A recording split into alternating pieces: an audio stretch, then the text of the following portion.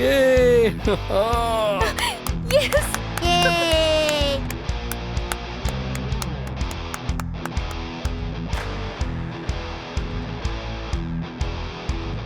Come on!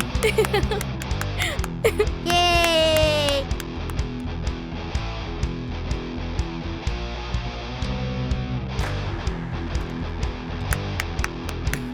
Yay!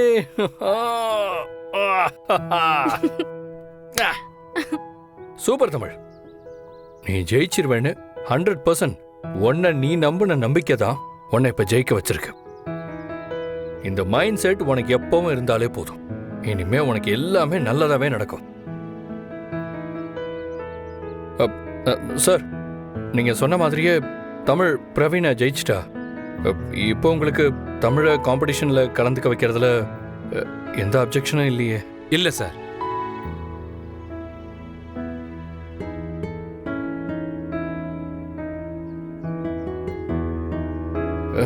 என்ன ஒரு பையனே ஜெயிச்சிருக்க. இந்த பாரு தமிழ், இது வெறும் ஆரம்பம்தான். இனிமே காம்படிஷனுக்காக நீ தினம் தினம் பிராக்டிஸ் பண்ணி ஆகணும். உன் கூடவே அப்பா நான் இருக்கேன்.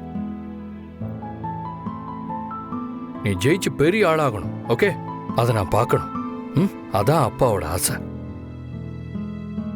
சரி, ஓகே, டைம் ஆயிடுச்சு. ஈவினிங் பேசலாம். இப்ப கிளாஸுக்கு போங்க. பாய். போ. பாய்.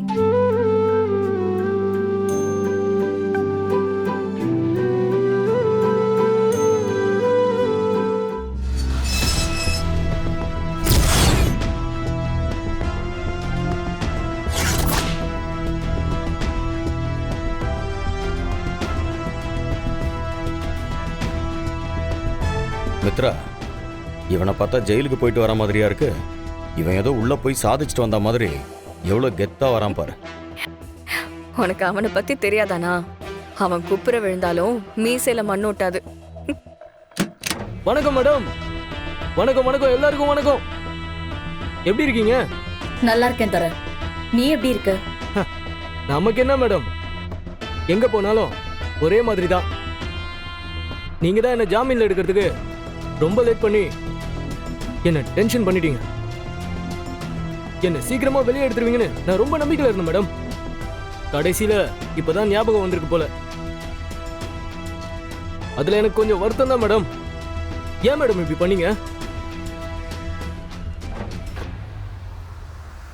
உன் வருத்தம்லாம் எங்களுக்கு புரியுது தர.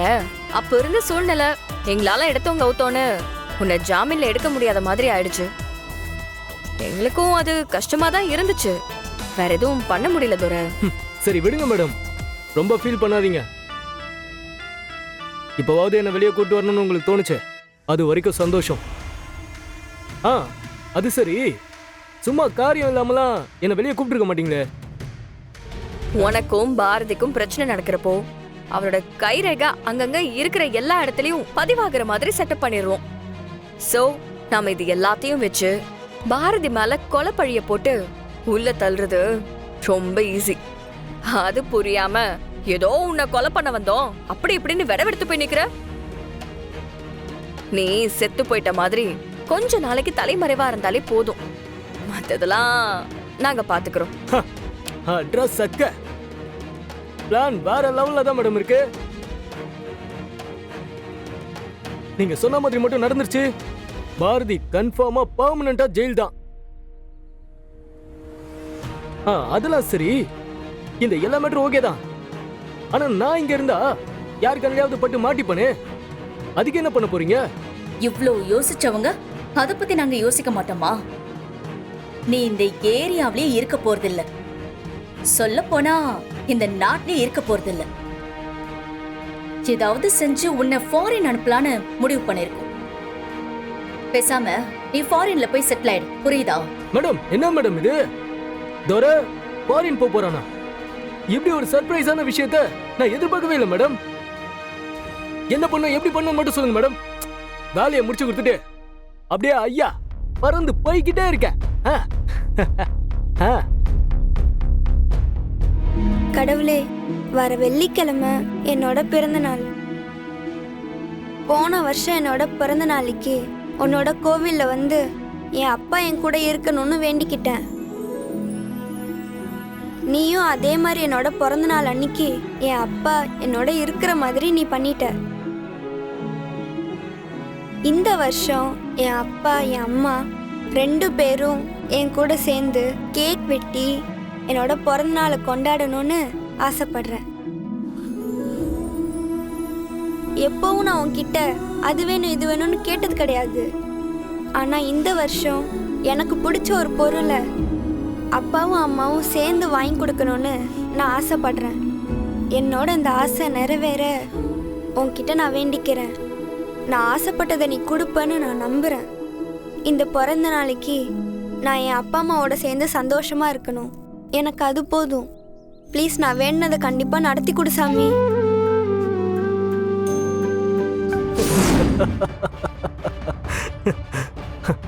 சும்மா சொல்லக்கூடாது பாரதி. கரெக்டா என்ன ஃபாலோ பண்ணிட்டு நான் இருக்கிற இடத்துக்கே வந்துட்ட. நீ எப்படிடா ஜெயில இருந்து வெளியே வந்த? அட என்ன பாரதி, பொசுக்குன்னு எப்படி கேட்ட? நீ ஜெயில புடிச்சு போட்டா என்னால வெளியே வர முடியாதுன்னு நினைச்சியா? எனக்கு கனெக்ஷன் இன்டர்நேஷனல் லெவல்ல இருக்கு. இப்படின்னு சொடக்கு போடுறதுக்குள்ள நான் இந்த ஊரை விட்டு இல்ல, இந்த நாட்டை விட்டே போயிடுவேன். அவ்வளோ பவரான ஆளை பார்த்து எப்படி ஜெயில இருந்து வந்தேன்னு கேக்குறது சின்ன புள்ளத்தனமால? சரி சரி, இப்ப அதெல்லாம் முக்கியம் கிடையாது. நீ எதுக்கு என்ன ஃபாலோ பண்ணிட்டு வந்த?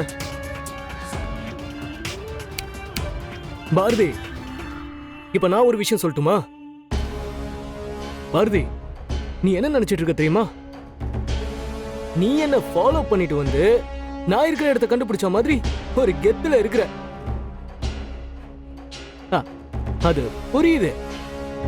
ஆனா விஷயம் என்னன்னா, இது எல்லாமே நம்ம பிளான். உன்னை என்ன ஃபாலோ பண்ண வச்சது ஐயாவோட மாஸ்டர் பிளான் தான்.